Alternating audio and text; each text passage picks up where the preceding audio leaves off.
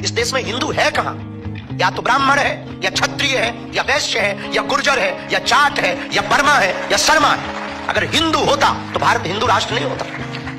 अगर हिंदू होता तो भारत में हिंदुओं पर कोई उंगली उठाता। अगर हिंदू होता तो क्या श्रद्धा के 35 टुकड़े होते?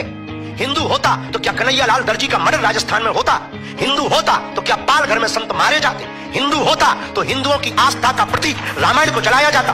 अगर हिंदू होता तो हिंदुओं के रहते हिंदुओं की पार्टियां हैं इस देश में गाय माता काटी जाती, बूचड़ खाने चलते।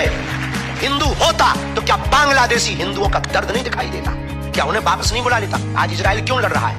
क्योंकि वो अपनी कम्युनिटी को बचाना चाहता है, क्योंकि वो यहूदियों को बचाना चाहता है। और वो 8-8 लाख यहूदियों को एरोप्लेन से ला करके अपने देश में सुरक्षित रखता है। क्या इस देश में रहने वाले हिंदू बांग्लादेशी हिंदुओं को नहीं स्वीकार कर सकते?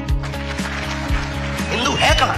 हमें तो आप पर भी आता है तरस कि आप हो भी कि नहीं। खुद पर तरस आता है कि हम हिंदू हैं कि नहीं। ये दर्द है हमारा। हम 150 करोड़ हिंदुओं की लड़ाई लड़ रहे हैं, अपनी लड़ाई नहीं है। हमें मिलता क्या है? हम कथा करें बहुत अच्छा है, विवादों से मिलेगा। 10 लोग गालियां देते, 20 लोग उल्टा सीधा बोलते, रोज हमारे नाम से 20 वीडियो डाले जाते, हमारे नाम से रोज मुहिम चलाई जाती, मारने की धमकियां दी जाती, हमारे परिवार का निकलना मुश्किल है, माता बाहर नहीं निकल सकती, तरह तरह के पत्थर फेंकते हैं लोग। हमने बिगाड़ा क्या है? ये यहाँ कोई चुनाव या बीजेपी यहाँ खड़ी होने वाली ये तो नहीं है यूपी में चुनाव, पर हम यात्रा कर रहे हैं, इस साल कर रहे हैं। किसके लिए कर रहे हैं? हम आंदोलन नहीं, आंदोलित करना चाहते हैं देश को। आज नहीं कल पछताओगे। अगर आज नहीं तुम समझे तो कल पछताओगे। बांग्लादेश में भी हिंदू समृद्ध था, वहां भी पत्रकार थे, वहां भी पुलिस थे, वहां भी आईटी सेल के लोग थे, पर एक एक करके बेटियों को रस्सियों में जकड़कर सड़कों पर लाया गया और नग्न किया गया, मकान जलाए गए, पत्रकारिता धरी रह गई, पुलिसवादी धरी रह गई, धन धरा रह गया, कोई नहीं बचा पाया। कल के दिन तुम भी यहाँ पछताओगे अगर जागोगे नहीं। बस हमारी ये लड़ाई है। हम राहुल गांधी को भी मानते, हम लालू को भी मानते, हम अखिलेश यादव को भी मानते, हम मायावती को भी मानते, हम ममता को भी मानते। इस देश की जितनी पार्टियां हैं वो हमारी हैं, क्योंकि हम इस देश के निवासी, हम इस देश में रहने वाले। हमें क्या लेना देना कौन आए कौन जाए? हमें लेना देना है इन बच्चियों के ऊपर कोई उंगली ना उठाए। बाकी निजी ठीक है, उनका कहना है। जो पंडित आपने बताया है कि कोई पंडित है, उनको एक बार हमें मिलवाइए, हम छीलेंगे तरीके से।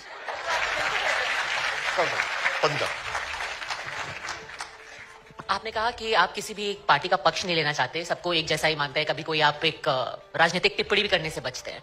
लेकिन जिस तरीके का एक भाव बनाया जाता है, जब आप कह रहे हैं कि आप सिर्फ लोगों को आंदोलित करने जाते हैं, लेकिन एक ही पार्टी को हिंदुत्व से जोड़ के देखा जाता है, फिर उनको वहां फायदा होता है। अभी एक कांग्रेस के विधायक है, उन्होंने मध्य प्रदेश में सतना में उन्होंने बोला कि ऐसा लग रहा है कि बीजेपी ने सांड की तरह सारे धर्मगुरुओं को छोड़ दिया है और राजनीतिक फसल जो है वो चल रहे हैं कांग्रेस की।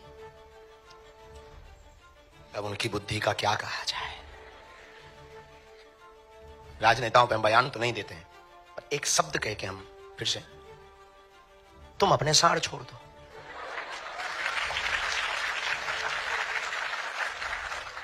और क्या कहते हैं, साधु साड़ होता है। क्या गजब की उनकी प्रज्ञा है। लगता है स्कूल के पीछे पढ़ते रहे महाराज। पंडित जी, जब आप ये कहते हैं कि ये जातियों का गुमान खत्म हो जाना चाहिए, आप उसके खिलाफ हैं, आप जातियों का गुमान ना करें, जाति व्यवस्था को मिटाने की बात इस वजह से आप करते हैं। लेकिन फिर कुछ लोग ये कहते हैं कि दरअसल जाति व्यवस्था मिटाने की बात इसलिए की जा रही है कि आरक्षण खत्म किया जाए। तो आरक्षण का क्या होगा फिर अगर जाति व्यवस्था खत्म? जब हम जातिवाद ही खत्म नहीं करना चाहते तो आरक्षण की बात ही नहीं उठती। हम जातियों में भरे हुए जातिवाद के जहर को खत्म करना चाहे। शंकराचार्य अभिमुक्तेश्वरानंद को आपसे इतना प्रेम क्यों है? हमसे बहुत लोगों को प्रेम है। एक हम ही हैं, वो हमारे शंकराचार्य। उनकी तो गालियां भी हमारे लिए आशीर्वाद है। निधि पे पाऊंगा। निधि आचार्य जी, आपका एक बयान रहा जो काफी फेमस रहा, सुर्खियों में रहा, जब आपने बालासोर रेल हादसा हुआ था, 300 लोग उसमें मर गए थे। उस वक्त दिया था कि राष्ट्र हित के लिए, विश्व हित के लिए आपको संकेत मिल जाता है कि हादसा होने वाला है। तो कुंभ में 6 जगहों पर भगदड़ मची, आपको संकेत अगर मिल गया था तो आप प्रशासन को आगाह कर देते।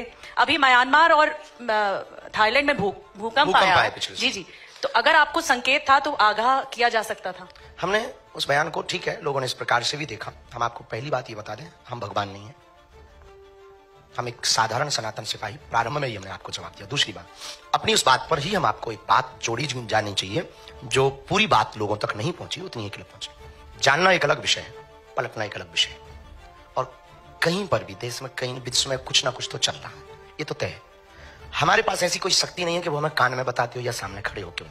हमें तो इंट्यूशन मिलते हैं, अनुभव होते हैं, सांकेतिक अनुभव होते हैं। उन अनुभवों के आधार पर कोई जिज्ञासा रखता है, उनके उत्तर, जो गद्दी की हमारी परंपरा है दादा गुरुजी के समय की, हम उनको उत्तर दे देते हैं। तीसरी बात, ये जो घटनाएं हो रही, हम भविष्य नहीं बताते, ना हमने ये कभी घोषणा की। हम भविष्य बताते ही नहीं, इसलिए नहीं बताते कि भविष्य सिर्फ भगवान के हाथ में, ईश्वर के अलावा किसी के हाथ में नहीं। फिर आपने एक बात बोली कि ये देश में जो चल रहा है देश हित के लिए, कोई अगर प्रार्थना करे तो हम भी प्रार्थना कर सकते हैं। कोई हमारे पास आए तो हम भी, देश हमारी भी जिम्मेवारी, हम भी प्रार्थना करते हैं, सुखी रहे संसार, दुखिया रहे ना कोई। पर जो उसे करना है वो रोक कौन सकता है, उसे टाल कौन सकता है? और इतना ही सस्ता टालना होता या रोकना होता तो फिर पूरी दुनिया में इस प्रकार के उपद्रव ही ना होते। फिर तो सत्य ही सत्य चलेगा, वन साइडेड गेम चलेगा, दूसरी साइड